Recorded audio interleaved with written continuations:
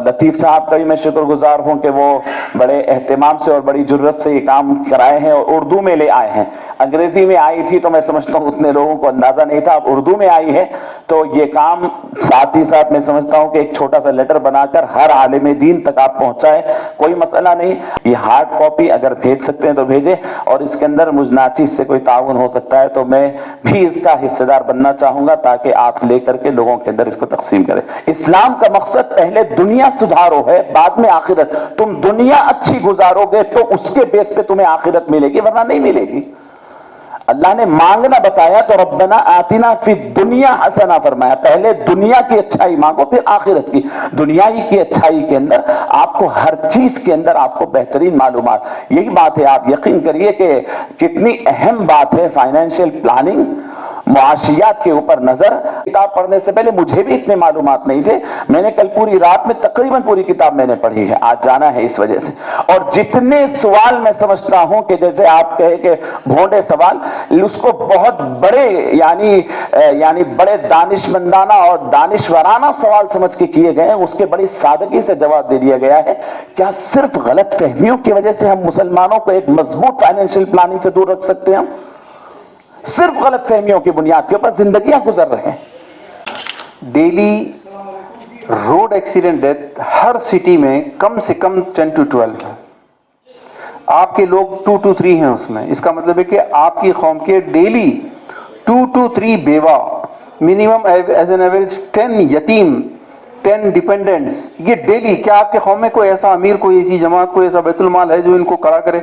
2000-4000 रुपये ज़कात देना ये कोई वो नहीं है, मदद नहीं है। उस खानदान के फर्द को, आखिरी बच्चे को अपने पाँव पे खड़ा होने तक की मदद करना, ये कोई नहीं करता। तो कुछ तो प्लानिंग होनी चाहिए ना इस्लाम में। मैंने वहां से शुरू किया ये स्टडी। और फिर जिंदगी के मर जाने वाले तो फिर भी लकी हैं कि एक सांस में, एक झटके में खत्म हो जाते। जो जिंदा रह गए उनका अजाब 60-65 साल के हो गए, वो अब अपने बच्चों पे डिपेंड हैं, दामादों पे डिपेंड हैं। बच्चों के पास टाइम नहीं है, आपके पास माजूर हो जाते हैं बेशुमार लोग। कोरोना हुआ, कोरोना में जितने लोग गए, लतीफुद्दीन साहब ने कहा अबू अमल साहब की रिपोर्ट के, आदमी के मरने के बाद उसकी बीवी बच्चों को घर से बाहर निकाल के उनके मरहूम की हर चीज पर कब्जा कर लिया गया।